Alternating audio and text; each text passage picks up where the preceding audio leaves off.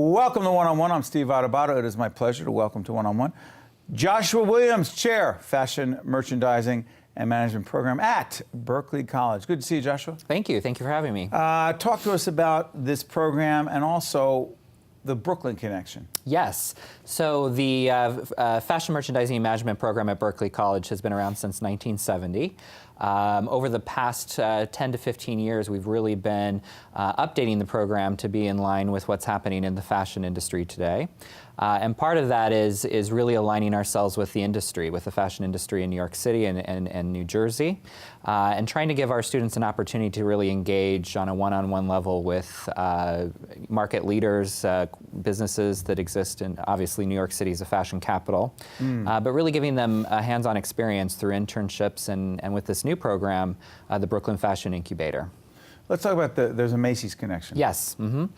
Macy's came to us last year with an idea of having us sponsor an incubator for designers. What does that mean, incubator? It's an opportunity. An incubator is an opportunity for professionals, young professionals in general, who need business experience, who need some support, perhaps a little bit of hand-holding in terms of opening, running their business.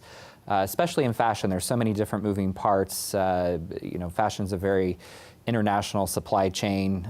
So just the idea of sourcing materials from China or India and then getting those manufactured in Colombia, it can be very overwhelming. So an incubator, and in particular this incubator, helps the participants understand how to engage you know, with all these different pieces in the supply chain. And it also includes marketing support. It helps them to get out into the community, to meet store owners, to meet the press, and just, you know, learn sort of how to engage beyond just the design process. But Joshua, let me ask you this. The business side of the fashion industry, why can't someone just say, I love fashion, I'm into fashion, that's all I care about? Why is that not good enough? You know, we have our students, that's what our students come in with, a passion, and they see things on television and they're very engaged in terms of shopping. But the reality is that fashion, even though it's very sexy on the outside, it's a business. It's a multi-trillion-dollar business. And it involves, like I said earlier, a very large, complicated supply chain. It involves human resources, you know, across the world. And you know, we want our students to be able to understand that it's a very complicated, very complex business. And that's often overwhelming to our students, but I think it also becomes very exciting when they realize how connected the fashion industry is. It's so interesting. Art and industry. Yes. So I think to myself, someone will often say, whether it's this artistic endeavor or the fashion artistic endeavor, right? Someone will say, I want to do that, or what they think it is. Right. Or they'll see, let's see one of the reality fashion shows, name one. A Project Runway. Whatever, Yeah. right, on Bravo. Yes. Right? Our friend Andy Cohen there, right? We've had Andy on One-on-One. What was it again, Jackie? Now it's on Lifetime, thank you.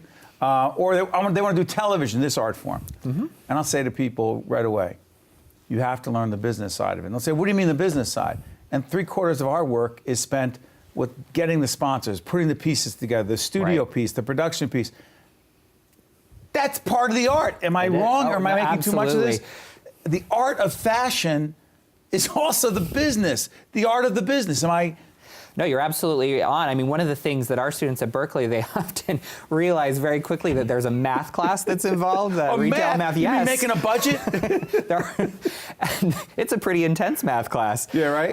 But you know, you learn very quickly that part of the art of fashion is being able to create something that is affordable or on target for the consumer. I mean, it's not. Certainly, there's fashion where anything goes, but as a general rule, fashion is something that has to be purchased. So, you know, you have to understand the marketing, you have to understand how to price it, you have to understand how to put it together. How about the managing of the other artists involved in the fashion? How about the human side of this? You know what? That's a big part of what we try to teach at Berkeley College. How do you teach it? We do a lot of group work in our classes, and we do a lot of presentation, a lot of communication practice, and it's uncomfortable for our students. Talk about that. As someone who's taught public speaking and still continues to teach people how to get through their anxiety and fear of speaking in public, you're talking about getting people to walk in and make a presentation. That's right. Who are saying, well, look at my art. That's the presentation. That's not right. enough. You know, I was just saying to a class the other day, one of the most important things is to walk into a networking event and literally, if it's just one person, to talk to that one person and introduce yourself and what you do. And that's terrifying to them. So we Terrifying. Yeah, terrifying. We practice that in class.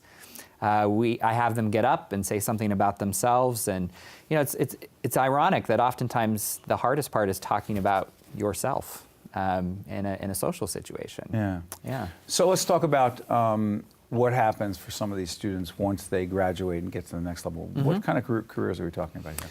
Well, we're very focused on the business side, so we're looking at anything from a merchandiser, a buyer, retail management, operations management.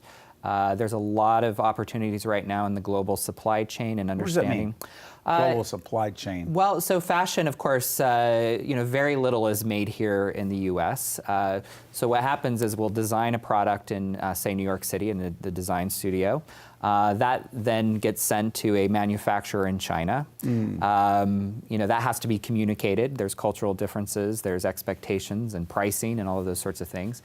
Somebody has to order the materials, so that's often coming from a different place, maybe India or Turkey, depending on what you're making. So that all has to arrive somehow in China, and then it has to be made.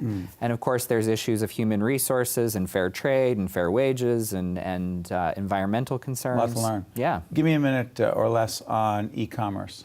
How do you teach that? You know, that's my area of expertise, and it's something that when I came on board at Berkeley that I wanted to ensure that our students were getting taught. You know, in many ways, there's a lot of connections with what happens in the analog world in terms of our stores, and of course, there's a lot of differences. So our goal is first to show the fundamentals of retail, of customer service, of visual merchandising, how you present product to the customer. And then we start to talk about how that's different on a digital platform versus in a store. There was a lot of, at the very beginning, you know, stores tried to do the exact same thing they were doing in a store online.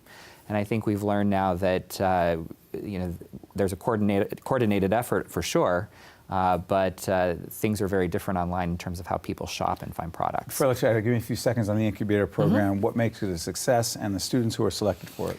Well, we're very excited to have it on campus, and that's what makes it unique. Most of the Macy's incubators are at a Macy's store. What this does is it provides essentially a 24/7 design studio on our campus in Brooklyn. There's 4 students who are 4 participants in the incubator right now. Is one of them a Berkeley student? And one of them is a Berkeley student, yeah, Pumulele. In fact, she was one of my students. She comes from Africa, actually, and she's come to the United States to study and to start her company. And it's been really wonderful, actually, to see her grow in the classroom, but also have her making her designs in Brooklyn on our campus. And so she's interacting with our students. Our students, in fact, have become interns for the program. So they're engaging one-on-one with the designers and with the directors of the program. And what we found is it's become a very kind of symbiotic relationship, you know, of actual design and conversation and business all happening on our campus. Exciting stuff. Joshua Williams, Chair, Fashion Merchandising and Management Program at Berkeley College. Thank you for joining us. Thank you. Sharing a story that otherwise we would not know about. Thanks so much, Joshua. My pleasure. One-on-One, we'll be back right after this. Stay with us. One-on-One with Steve Adubato has been a production of the Caucus Educational Corporation, celebrating over 25 years of broadcast excellence. Funding for this edition of One-on-One with Steve Adubato has been provided by Horizon Blue Cross Blue Shield of New Jersey, the New Jersey Education Association, TD Bank, the New Jersey State Nurses Association, and the Institute for Nurses, the Healthcare Foundation of New Jersey, the Give Something Back Foundation, and by Cone Resnick. Transportation provided by Airbrook Limousine, serving the metropolitan New York, New Jersey area.